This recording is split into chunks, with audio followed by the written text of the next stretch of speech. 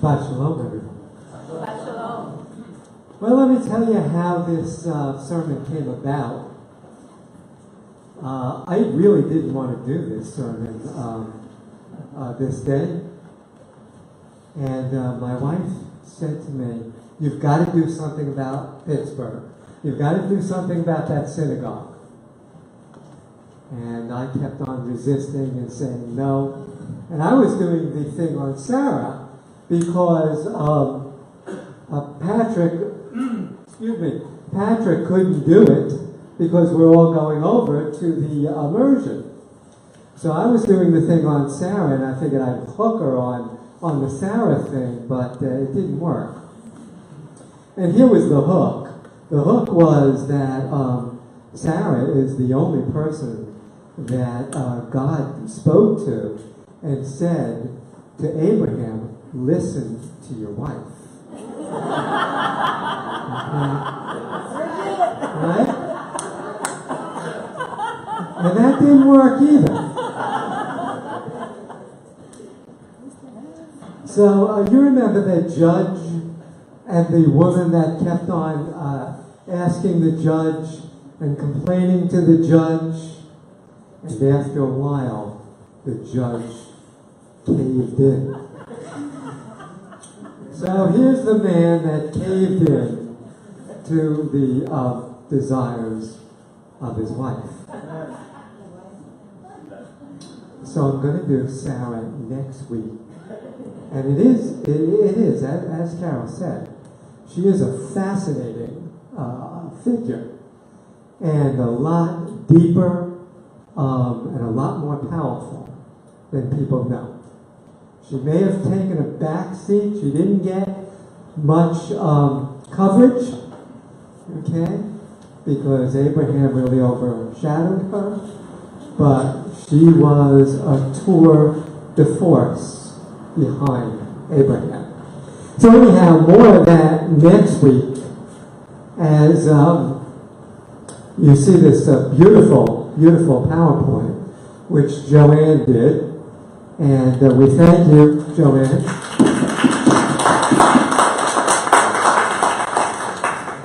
And we start out with this whole thing about Pittsburgh.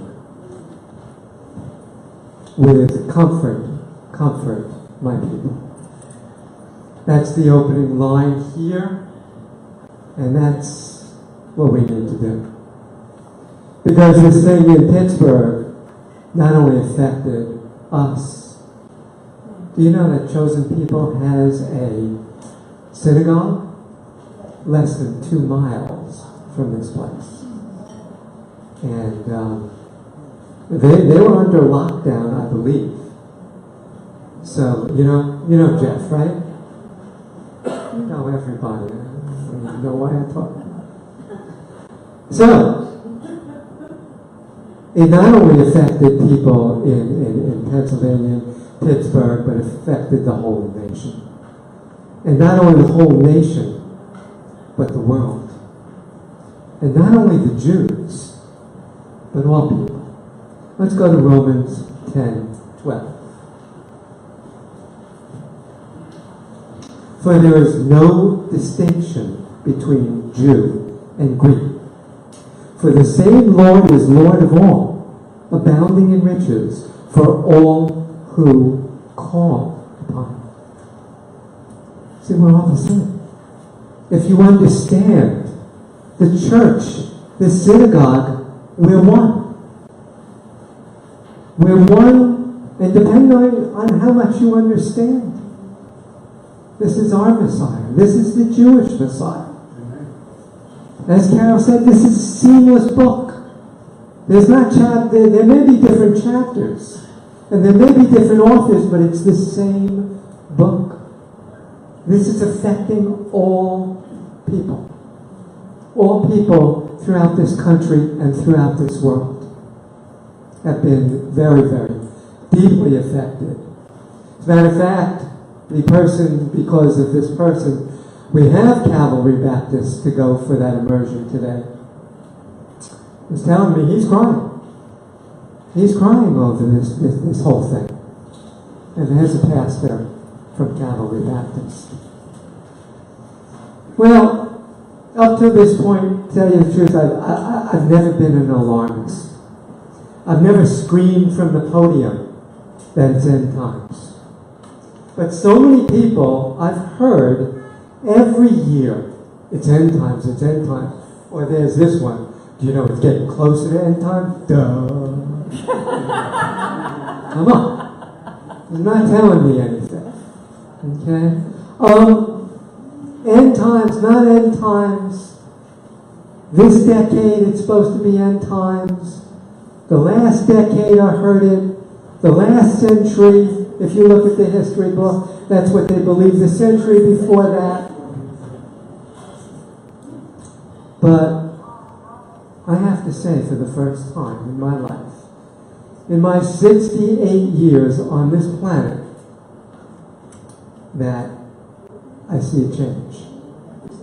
And I see a change that I've never seen before. It's qualitatively different than I've ever seen before. People are more divided today than I've ever seen. Violence is on the rise tremendously, not only in this country, but in the whole world. And it's getting worse and worse. The Anti-Defamation League, it's a watchdog group for human rights, especially for Jewish rights. According to them, 1,986, or almost 2,000 incidents of anti-Semitism occurred in 2017. Up 57% from 2016. That's astonishing. That's absolutely astonishing. And the year before that, it was up a tremendous amount. And the year before that. And it continues to grow and dramatically increase. It's scary. And do you know what state led the way? New York. New York had 380 incidents of anti-Semitism. California, sorry Becky, was number 2 with 268. And Little, New Jersey had 208 incidents. Massachusetts had 177. If you just do the Northeast Corridor, you have 1/3 of the incidents of anti-Semitism. It's astonishing. If you add in California, that's half the incidents in the nation. It's scary. It's absolutely scary. Anti-Semitism is not only a human problem, but it's a spiritual problem. It really is a spiritual problem. And so in a couple of weeks, we'll be announcing a workshop for anti-Semitism. Not for. About. Thank you.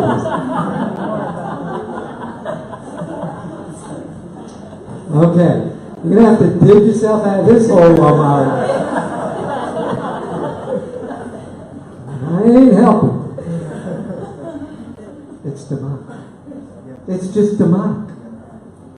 When the Jews say, Baruch haba b'shem Adonai, blessed is he who comes in the name of the Lord, Satan's time is limited. And he knows it. And he knows that if he can divide Jew and Gentile, that it's his victory. But it's only temporary. No matter what happens, it's only temporary. If you look at these people that perpetrate these crimes, some of the psychological data on them is absolutely terrifying and scary. They're lawless. They have no respect. No respect for authority. No moral structure except the ones that they've created. No legal codes. No ethics. Because their ethics are custom made for them. It's scary. They have a warped worldview that swirls around them. It's more than a human problem. It's a spiritual problem. And while you may read many things, Mitch Glaser has published many things about what we can do. And all that is valuable stuff. And if you read the New York Times or any of these papers, they're going to tell you not only the news, but what you can do. And that's all valuable stuff. But I'm approaching it from a spiritual angle. What we can do spiritually. For this goes back a long time. Anti-Semitism, genocide against the Jews has a long history. Starting with Pharaoh, who tried to wipe out all the firstborn and therefore wipe out the Jewish people. From there, we have a long history, ending up in the pogroms of Europe, where just they would go in and just destroy towns. Nazi Germany came closest to the genocide, with destroying 6 million Jewish people and 1 million Gentiles, plus anybody that was mentally retarded, or anything that the Nazis felt was subhuman. They were gassed. The violence is not confined to synagogues. Not at all. But churches as well. Sometimes we can forget that. Do you remember Emmanuel, African Methodist Episcopal? During a Bible study, this man, a white supremacist, came in, joined the Bible study, was participating in the Bible study, got up at one point and killed 9 people. This is what's happening. This is what's happening. In this past year, we saw the deadliest church massacre in American history at the First Baptist Church in Sutherland Springs, Texas. Another white supremacist, another anti-Semitic man. Hates them all. These deranged killers have recently taken aim more and more at godly institutions. When I was a child, and into my 20s, into my 30s, I only heard of one incident like this for 20, 25 years. And that is, a man climbed to the top of the tower of the University of Texas in Austin and was firing down at people. That's the only incident back then. Today, we hear it about schools all the time. Now we're hearing it about churches. Now we're hearing it about synagogues. And we understand why. Because these godly institutions are the sources of respect. They stand for values. They stand for hope. They stand for service to the community. They stand for wisdom. And finally, they stand for the greatest avenue to God. Satan doesn't want that. And so all these people are gathering together. even to destroy the churches and the synagogues. Evil wants to blot out the good. And that's what we're seeing today. So why now? Well, this is not an exhaustive analysis, which would be interesting in and of itself. But let's go to Simon Wiesenthal. Everybody know him? He used to lecture at the Y over at 92nd Street. He's a noted author and Holocaust survivor. Listen to what he says.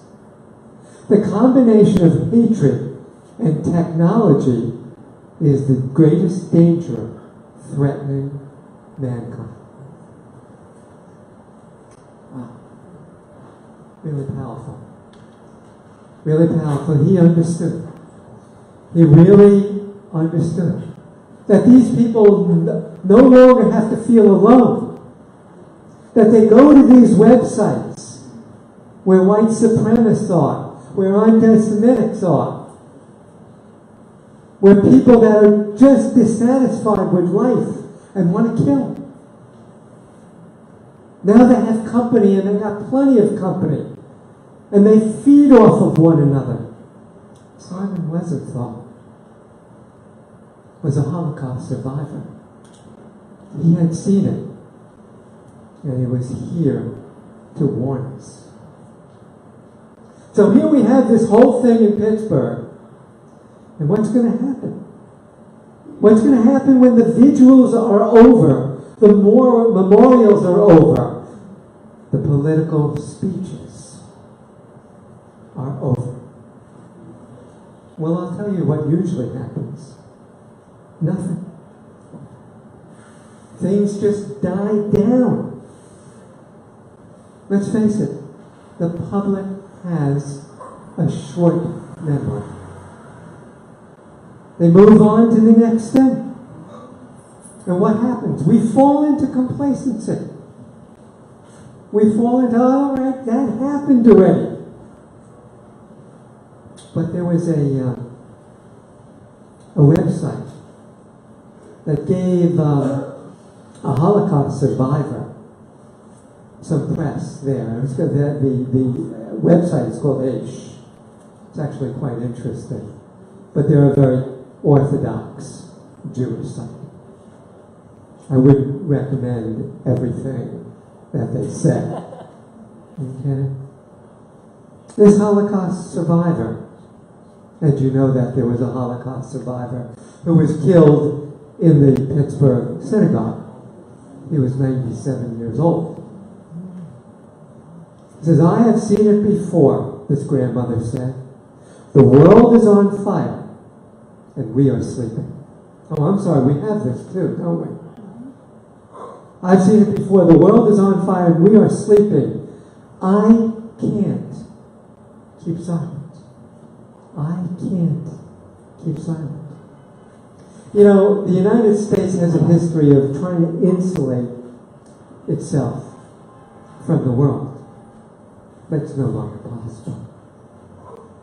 FDR tried to do this. So many presidents tried to do this. But it's no longer possible, not in this world. Many of us thought, oh, a new set of shootings. But we can't do that anymore.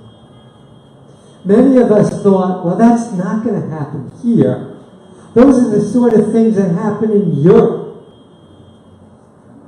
But it's happening here. Not only in the schools, not only in the churches, but in the synagogues. It's not across the ocean. It's right here. And you don't have to travel far. Anti-Semitism is an anti-God agenda. And this anti-God agenda has had Israel in its sight for some time. Schools in certain states have been found to have anti-Israel curriculum. and pro-Muslim curriculum. They're teaching values in school, and they may not be your values. Like, I have two daddies. Or what was that one? I have two mommies. They may not be your values. But what about the United Nations? I have heard this from numerous people. They've condemned Israel numerous times. There is an atmosphere among the employees of the United Nations very much against Israel. The UN continues to debate even Israel's right to exist. Some major corporations have banned doing business with Israel. They say they're not against Jews, but they're against Israel.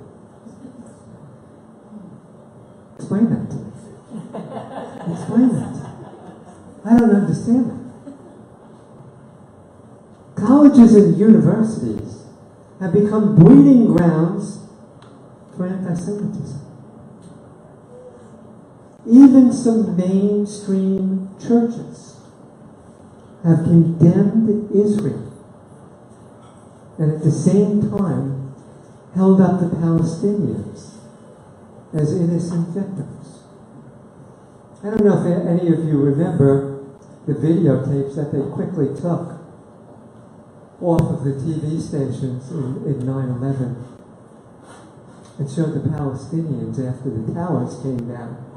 They were rejoicing in the streets. At these same institutions, are they going to follow their own ideas? Their own ideology? They say that's Palestinian land. Well, what's this land? We stole this totally from the Native Americans. Right here. This land. We've stolen many, many lands. New Mexico, Arizona, California. Should we have a ballot to give back those states to Mexico?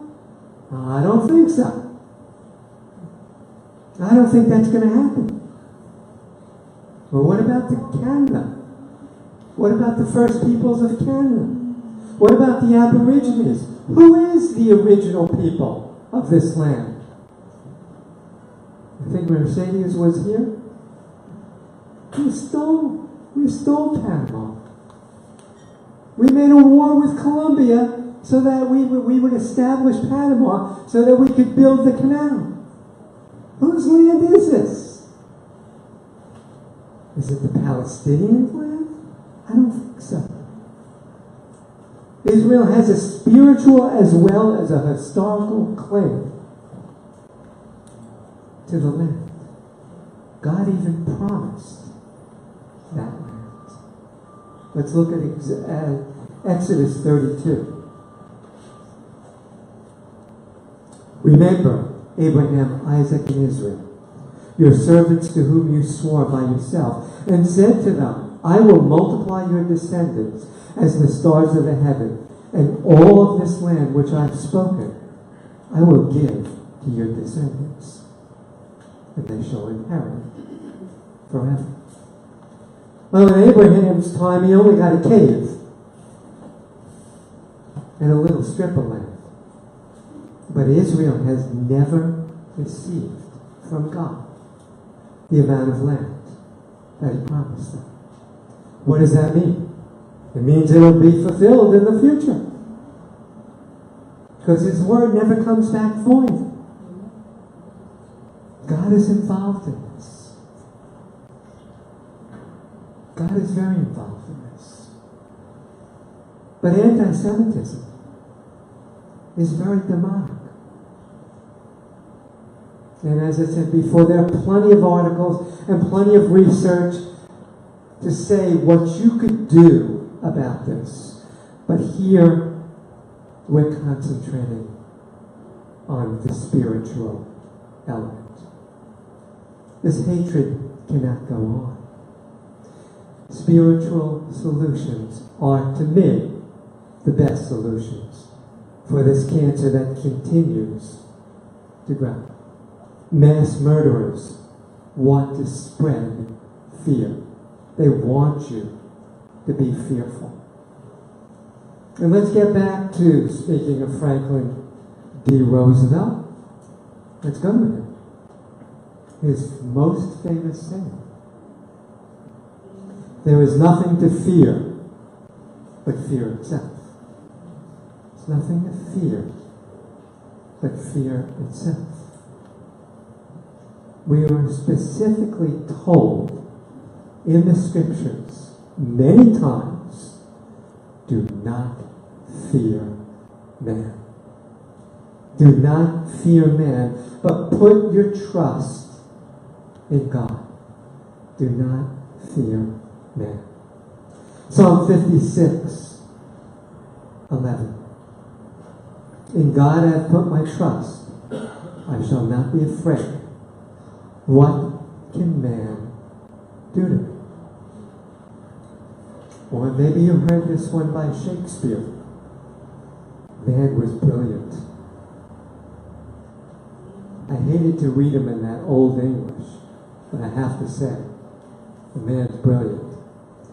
Shakespeare in his play, Julius Caesar, said, cowards die many times before their death.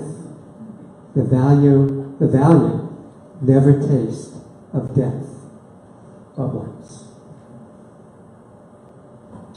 Okay? Do not fear. Do not fear man. Put your trust in God.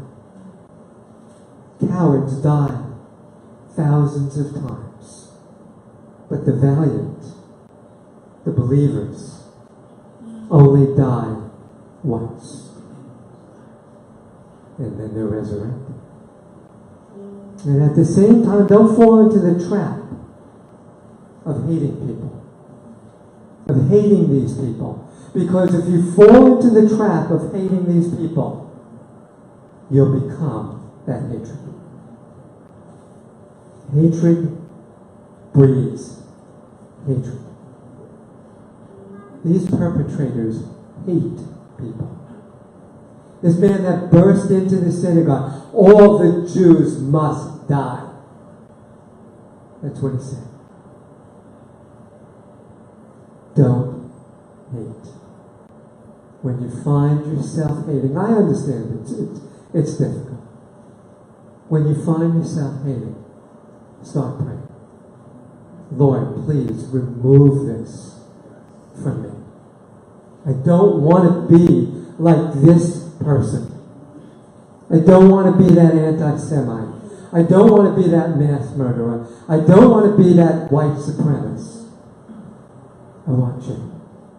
I want your peace that surpasses all understanding. And I understand. I understand it's counterintuitive to pray for people that are killers. I understand. And if you begin to study the Bible more and more, God does a lot of things that are counterintuitive to our flesh. They just are. We understand these people are terribly demented. We also understand that they're made in God's image. And while they're alive, there's always a chance for their salvation. We don't know. But it happened to the son of Sam. Do you remember the son of Sam? Some of you are too young. Son of Sam, a Jewish man. Okay, oh, you didn't know that well? Became a believer in prison. I don't think they'll ever let him out. But I've heard some of his talks. They're really genuine. They have that capacity for salvation. Okay? You've heard some of their talks? They wanted to let him out, but he refused to go out. Oh, he refused to go out. But he did. Oh, okay. Okay. So they have that capacity for salvation. God knows that. We don't. Let's take a look at Matthew 5. I'm glad you got this all in one slide. You have heard that it was said, you shall love your neighbor and hate your enemy. No, no, no.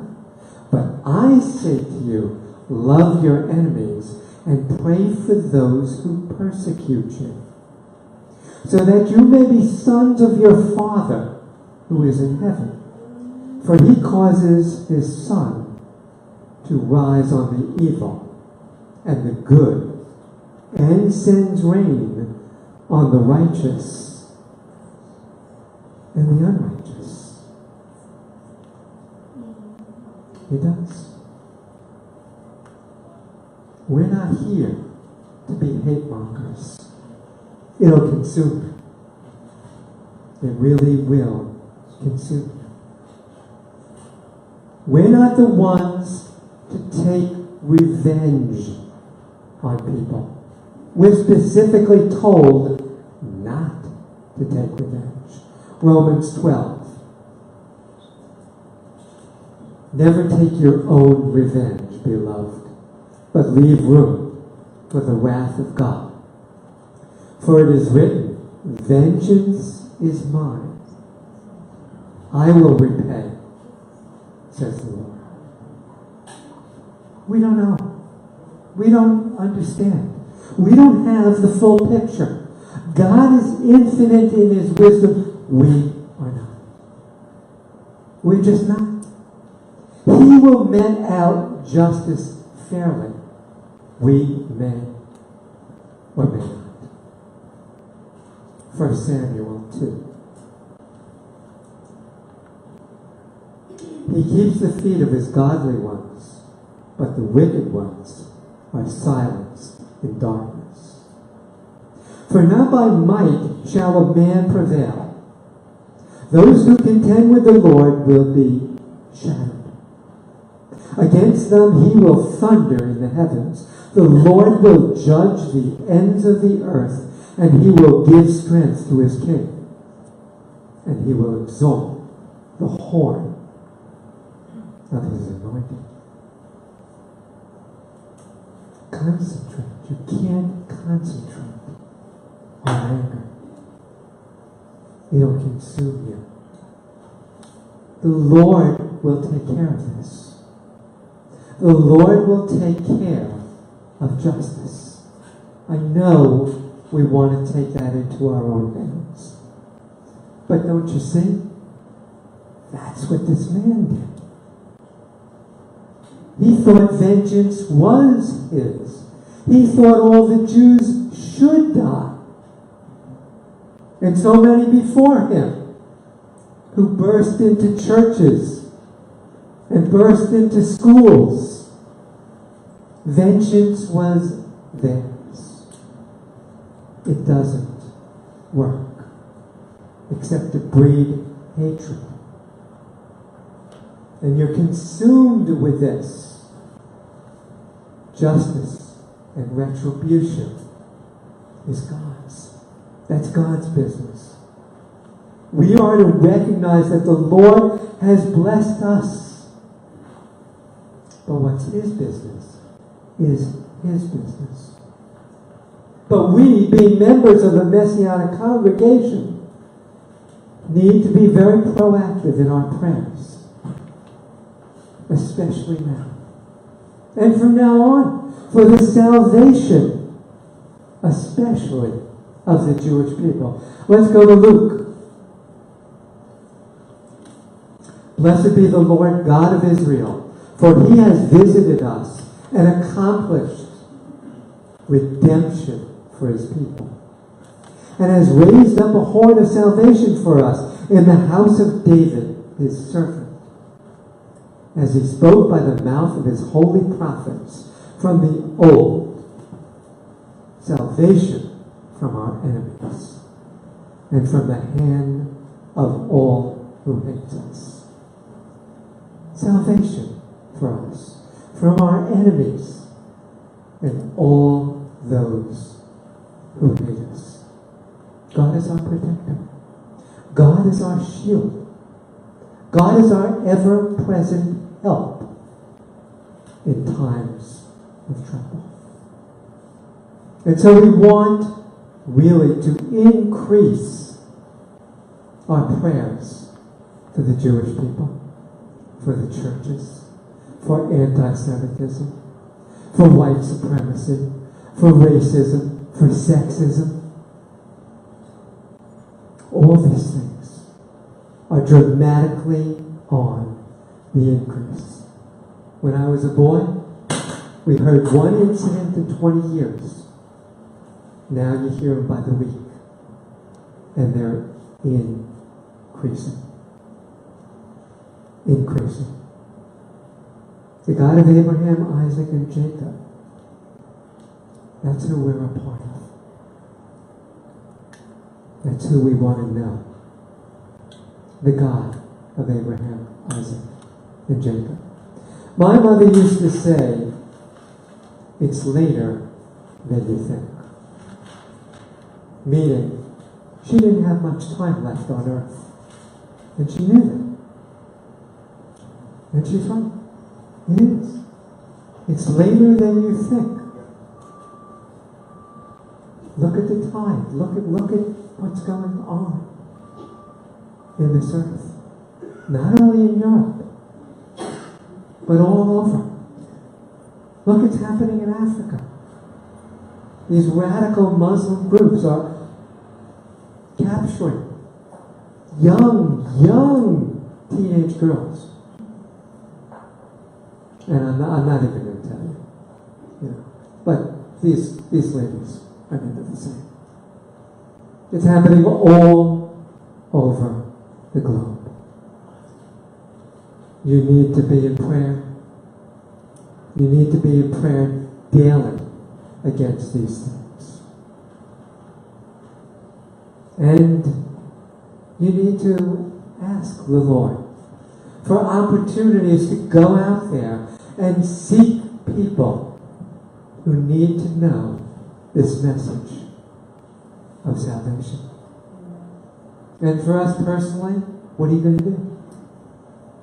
Are you going to choose fear? Are you going to choose anger, hatred, violence? Vengeance isn't yours, but it's God's.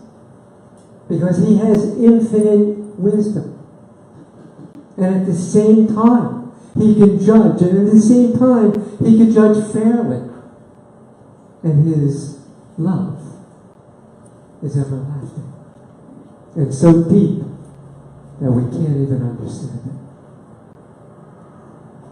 And let's close with Deuteronomy 30. Because you have a choice ahead of you. I call heaven and earth to witness against you today that I've set before you life and death, the blessing and the curse. So choose life, in order that you may live, you and your descendants, by loving the Lord your God, by obeying His voice, by holding fast to Him. For this is your life and the length of your days, that you may live in the land which the Lord swore to your fathers, to Abraham, Isaac, and Jacob, to give them. We've never gotten that full land. We will one day. But we have to be those stalwarts till that day comes. Let's pray. Avinu Malkeinu, our Father, our King. Lord, I know that all things come to the good for those who love you. And Lord, I know that you're going to use and have already used this Pittsburgh event to bring people into your kingdom, to soften the hearts of people, hearts that have grown cold. And Lord, I know that you're going to use this so that people see not only Jewish people, but Israel as that democracy in the Middle East, as the land that was promised to Abraham, Isaac, and Jacob, and to us as well. And we thank you and we praise you. In Yeshua's name we pray. Amen. יברכך אדוני וישמרך. יאר אדוני פניו אליך ויחונקה. יישא אדוני פניו אליך וישם לך שלום. The Lord bless you and keep you. The Lord make his face shine upon you and be gracious to you. The Lord lift up his countenance upon you and give you peace.